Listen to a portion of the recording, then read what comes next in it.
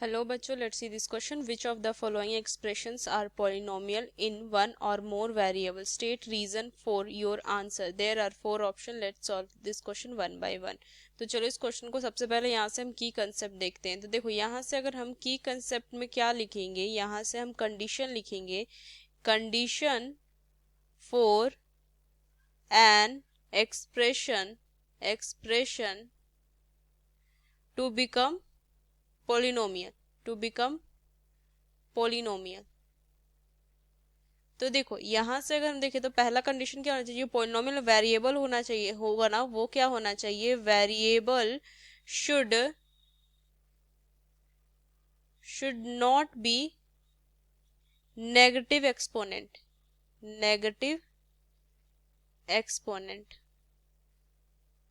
ये होना चाहिए यहाँ से हमारा.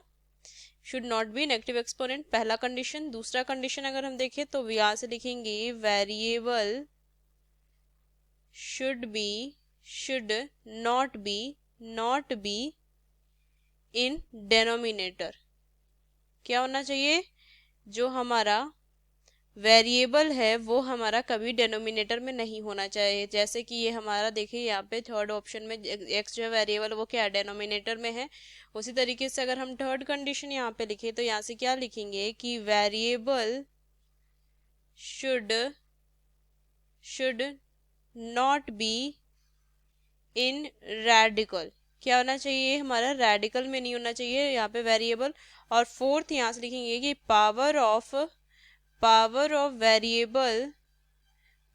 Variable should not be in fraction. क्या होना चाहिए? फ्रैक्शन में नहीं होना चाहिए.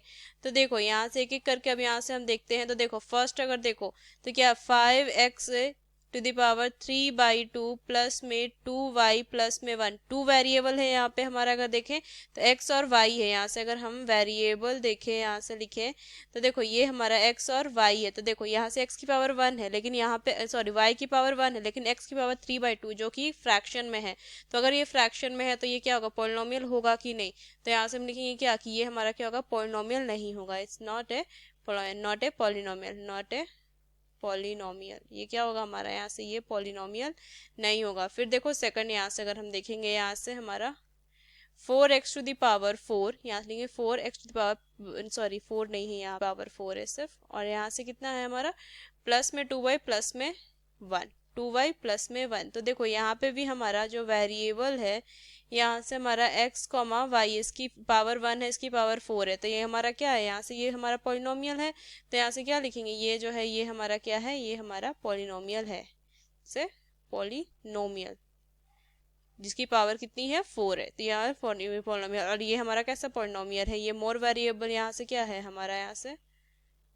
तो देखो यहाँ से क्या हो जाएगा? अब यहाँ से हम क्या करते हैं? थर्ड देखते हैं यहाँ से. तो देखो थर्ड लेके तो क्या दिया? x to the power 4 plus में x to the power 3 plus में x अपॉन में x ये दिया हुआ है. तो देखो यहाँ से अगर हम वेरिएबल पहले अगर देखो तो ये हमारा क्या है? 1 वेरिएबल है सिर्फ x. तो देखो इसको हम क्या लिख सकते हैं? हमने यहाँ से देखो हमने यहाँ पे देखा है कि अगर a to the power m upon में a to the power n हो तो इसको लिख सकते हैं a to the power m minus 1. तो यहाँ से क्या हो जाएगा? x टू द पावर 3 हो जाएगा प्लस में x टू द पावर 2 हो जाएगा प्लस में यहाँ से x टू ये कितना हो जाएगा? 1 हो जाएगा. क्योंकि पावर क्या हो जाएगा? यहाँ से हमारा क्या हो जाएगा? 1 माइनस हो जाएगा कि ये x टू द पावर 1 है ना तो माइनस हो जाएगा. तो देखो यहाँ से ये क्या आ गया? यहाँ से वेरिएबल 1 है पॉलिनोमियल का में, लेकिन यहाँ से देखो पावर में क्या है? 3 है. यहाँ पे x की पावर 2 है. तो यहाँ से क्या हो जाएगा? ये हमारा पॉलिनोमियल आ जाएगा. यहाँ से ये क्या लिखेंगे?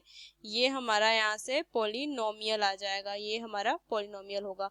उस तरीके से अगर हम यहाँ से फिर देखें फोर्थ, तो फोर्थ वन क्या है? यहाँ पे y to the power 3 plus में y to the power 2 plus में 3 ये दिया हुआ है. तो देखो यहाँ से सबसे पहले अगर हम वेरिएबल देखें तो वेरिएबल सिर्फ y मतलब कि ये 1 वेरिएबल है यहाँ से. अब देखो यहाँ से हम क्या लिख सकते हैं? यहाँ पे देखो इसकी जो यहाँ पे ये क्या है? हमारा रेडिकल में है ये वेरिएबल. तो ये क्या हो जाएगा? यहाँ से ये नॉट पॉलिनोमियल होगा. तो यहाँ से क्या लिखेंगे? Not a polynomial. ये हमारा क्या है? यहाँ से ये हमारा पॉलिनोमियल नहीं है. तो देखो यहाँ से हमने क्या क्या लिखा है यहाँ से. तो ये आ जाएगा फोर्थ वन नॉट पॉलिनोमियल. ये पॉलिनोमियल होगा. थर्ड वन पॉलिनोमियल होगा और यहाँ से फर्स्ट वन नॉट पॉलिनोमियल होगा. तो using this key concept we solve this question. Hope you understood well. Best of luck. Thank you.